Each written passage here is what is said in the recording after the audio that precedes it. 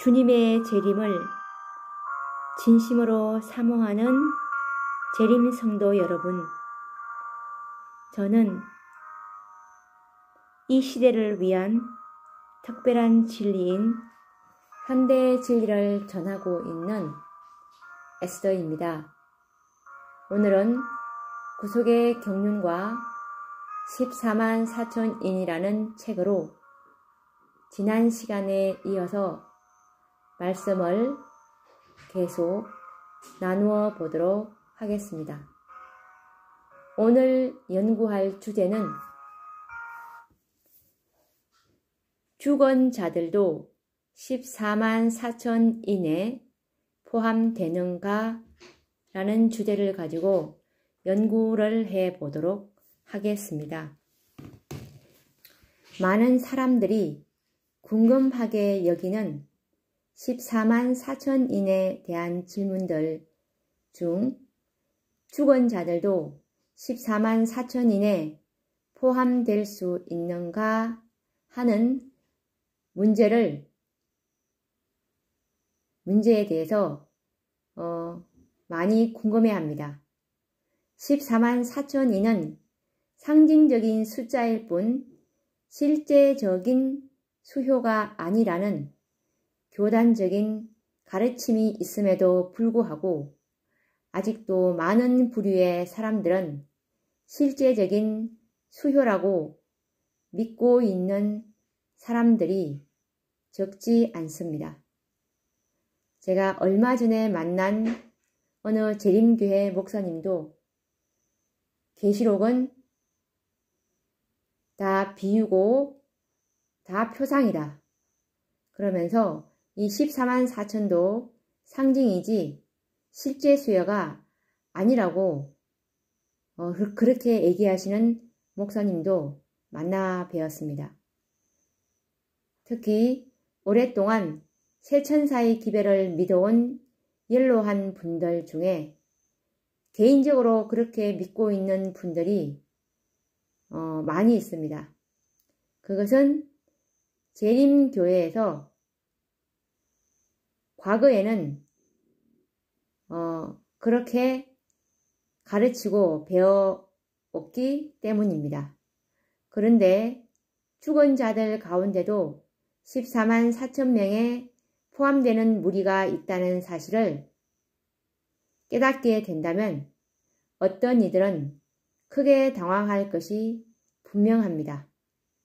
그러나 이 사실은 부인할 수 없는 확실한 진리입니다. 성경과 예언의 신의 말씀으로 증거할 수 있는 분명한 진리이며 또한 재림교회의 선구자들 모두가 그렇게 믿고 가르쳤던 진리인 것입니다. 이제 우리도 기도하는 마음으로 말씀을 펴고 연구해 보고자 합니다.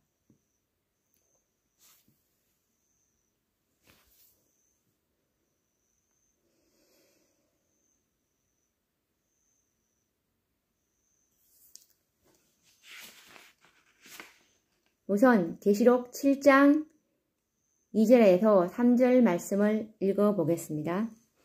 또 봄에 다른 천사가 살아계신 하나님의 인을 가지고 해 돋는 대로부터 올라와서 땅과 바다를 해롭게 할 권세를 얻은 네 천사를 향하여 큰 소리로 외쳐 가로되 우리가 우리 하나님의 종들의 이마에 인치기까지 땅이나 나무나 해하지 말라 하더라.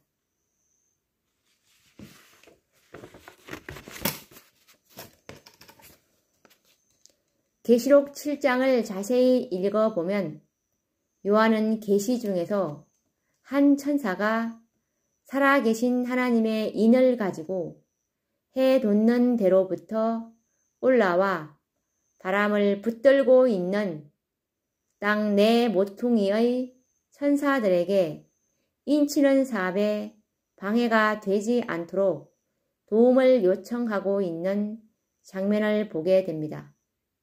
그런데 이 천사가 바로 하나님의 백성들의 이마에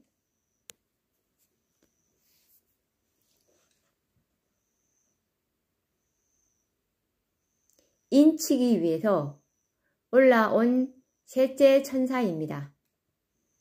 그러면 연구를 돕기 위하여 먼저 살아계신 하나님의 인이 무엇이며 인치는 천사는 어떤 천사인지 다시 한번 상기하는 의미에서 말씀을 읽어드리겠습니다.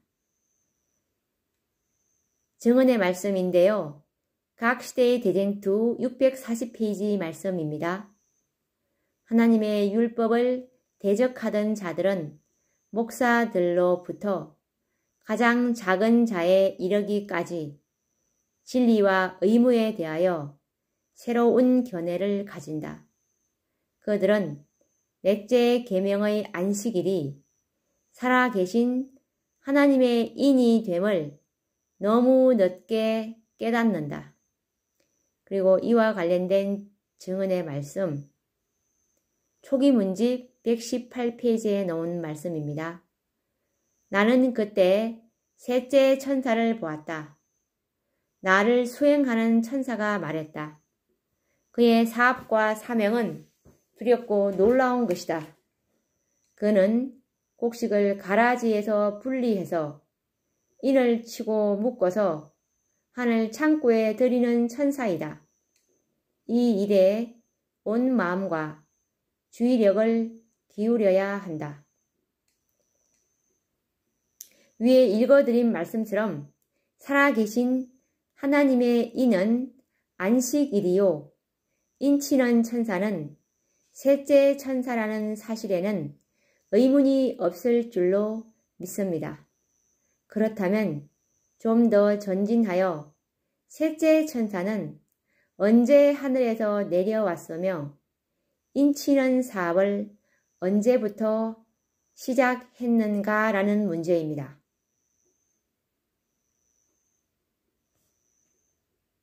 우리가 알다시피 1844년 10월 22일 셋째 천사가 이 땅에 내려왔습니다. 그러면 이를 뒷받침하는 증언의 말씀, 초기 문집 254페이지 말씀을 읽어보겠습니다.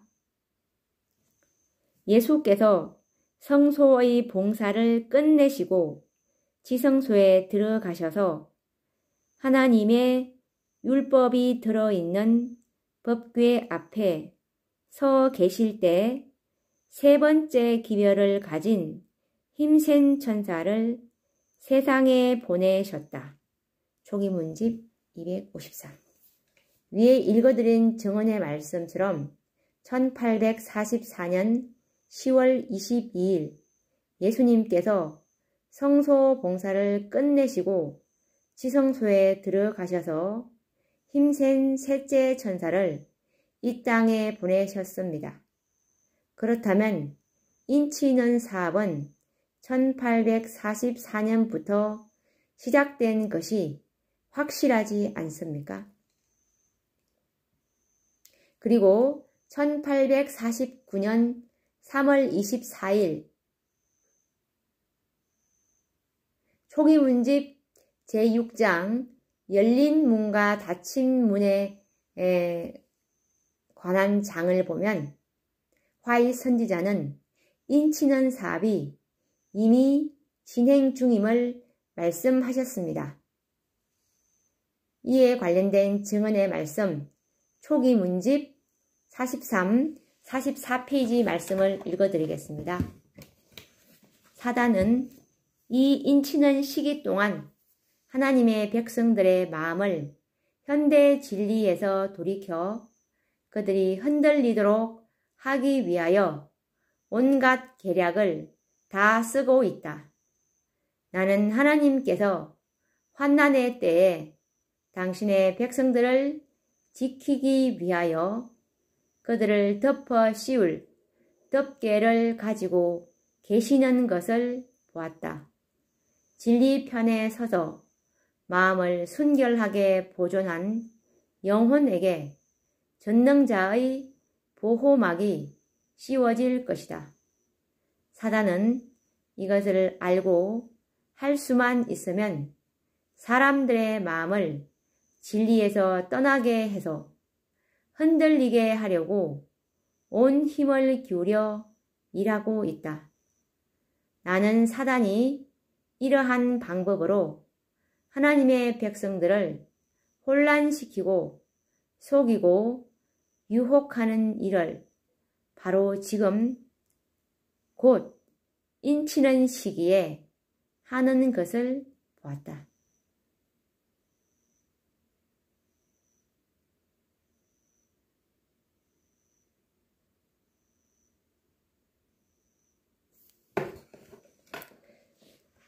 (1844년에) 시작된 인치는 사업은 벌써 한 세기 반이 훨씬 더 지나갔습니다.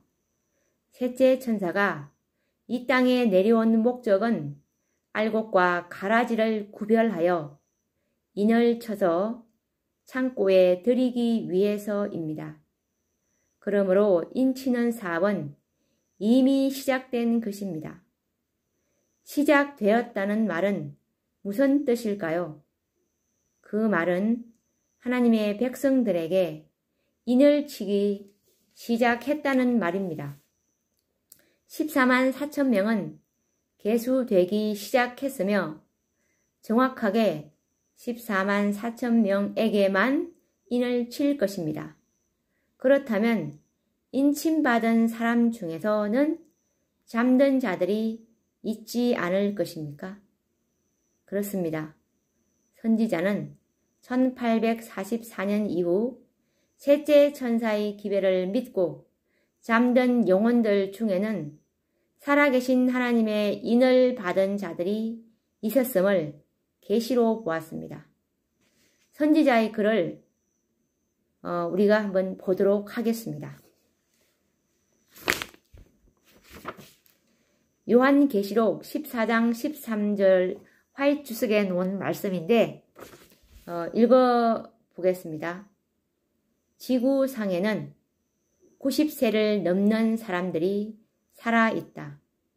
하나님의 인은 저들 위에 있으며 저들은 여호와께서 말씀하신 자금 이후로 주 안에서 죽는 자들은 복이 있도다 라는 수효 가운데 들어갈 것이다.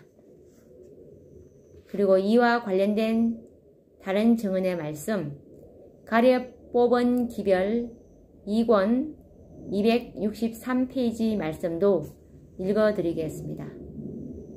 나는 그대에게 무슨 말로 위로해야 될지 모르겠습니다. 그대의 아내가 세상을 떠났다는 소식은 저에게 너무나도 큰 충격을 주었습니다. 나는 그 소식을 믿을 수 없었으며 지금 이 순간에도 전혀 믿어지지 않습니다. 내가 지난 안식일 밤에 하나님께로부터 받은 계시를 말씀해 드리려고 합니다. 나는 그녀, 곧 하스팅 부인이 인치심을 받은 것과 하나님의 음성을 듣고 나와 땅 위에 섰으며 그가 14만 4천인들과 함께 있게 될 것을 보았습니다. 가려 뽑은 기별 2권 263. 여기서 하스팅 부인은 헤스켈 목사의 부인이십니다. 위에 읽어드린 증언의 말씀처럼 셋째 천사는 분명 이들의 이마에 인을 쳤습니다. 인을 쳤다는 말은 무엇을 의미하는 것일까요? 그것은 소유권을 주장하는 것입니다. 살아계신 하나님의 인침을 받는다는 말은 하나님의 율법을 순종하여 하나님의 품성을 온전히 닮은 자들은 하나님의 소유라는 말입니다. 그런데 이들은 자연적인 노쇠로 주님께서 오시는 재림 때까지 생존하지 못하여 잠들었습니다.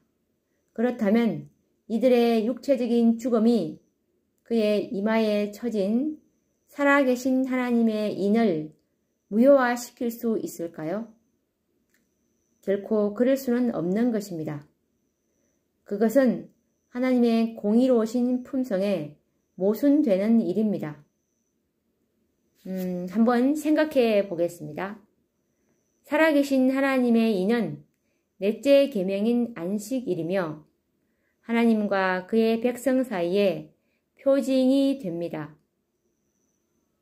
그러면 하나님의 율법은 무엇일까요? 율법은 하나님의 품성의 사본입니다. 그렇다면 넷째 계명인 안식일에 인을 이마에 받는다는 것은 하나님의 품성이 마음에 새겨진 것을 말합니다. 그러므로 하나님의 율법은 곧 하나님의 인인 것입니다.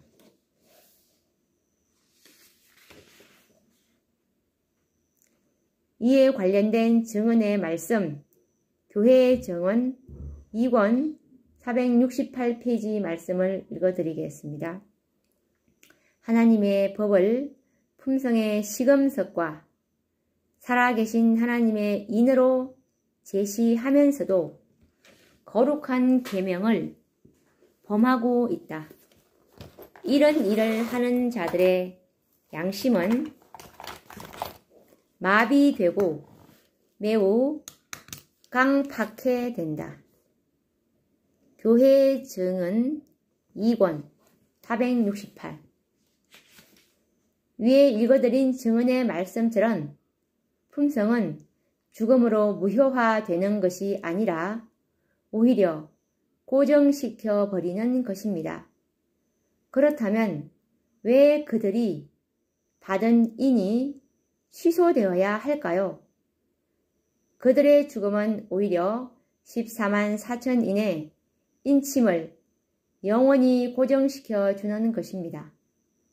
살아계신 하나님의 인을 받고 죽은 영혼들이 14만 4천인의 특권을 잃어버려야 할 어떤 이유도 말씀 가운데서는 찾을 수가 없습니다.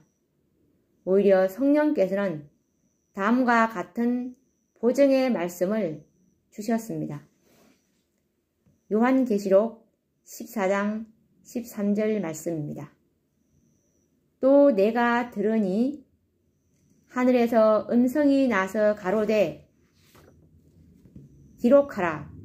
자금 이후로 주 안에서 죽는 자들은 복이 있도다 하심에 성령이 가라사대 그러하다 저희 수고를 그치고 쉬리니 이는 저희의 행한 일이 따름이라 하시더라. 요한계시록 14장의 말씀을 연구해 보면 위의 말씀을 하시기 전에 요한은 어린 양과 14만 4천인들이 시온산에 서서 새 노래를 부르는 장면을 보았는데 14만 4천인들 외에는 배울 수 없는 구속의 노래를 부르는 것을 계시록 14장 1절에서 5절 말씀에서 볼 수 있습니다. 그리고 계시록 14장 6절에서 12절을 보면 이 백성은 즉 14만 4천은 첫째와 둘째와 셋째 천사의 기별로 탄생될 무리라는 것을 알게 됩니다. 14만 4천 명은 셋째 천사의 기별로 인침을 받았습니다. 그런 후에 요한은 하늘로서 들리는 음성을 듣게 되는데 누구의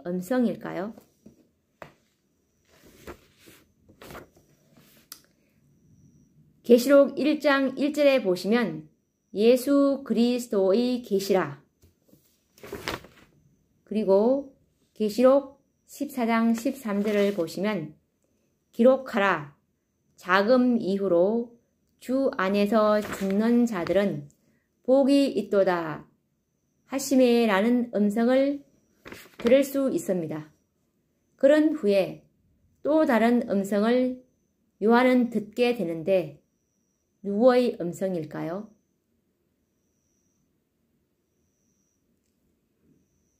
계시록 14장 13절에서 그 답을 찾을 수 있습니다.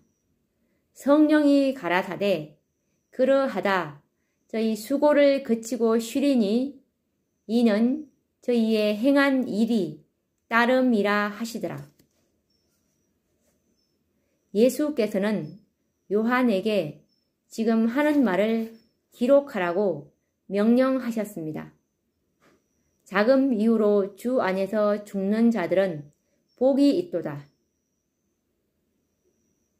그러면 자금 이후, 영어로는 henceforth라고 하는데 이 henceforth는 이제부터라는 말인데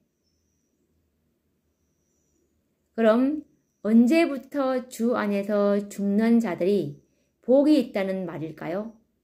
조금 전에 요한은 셋째 천사의 기별이 온 땅에 전파되는 계시를 보았습니다. 또 다른 천사, 곧 셋째가 그 뒤를 따라 큰 음성으로 가로되 이것은 계시록 14장 9절 말씀입니다. 셋째 천사는 1844년부터 인치는 사업을 시작하였습니다. 그렇다면 자금 이후, 곧 이제부터라는 말씀은 1844년 이후부터라는 말입니다. 다시 말해 셋째 천사의 기별을 믿고 주 안에서 잠든 자들이 복이 있다는 말인 것입니다. 그러면 1844년 이후 셋째 천사의 기별을 듣고 죽은 자들이 누릴 축복이 무엇일까요? 1843년에 주 안에서 죽은 자들보다 1844년 이후 셋째 천사의 기별을 듣고 죽은 자들에게 어떤 축복과 특권이 주어지는지 아는 것이 우리의 의무입니다. 1844년 이후 셋째 천사의 기별을 듣고 주 안에서 죽은 자들이 복이 있는 이유는 14만 4천인들의 특권을 누리기 때문입니다.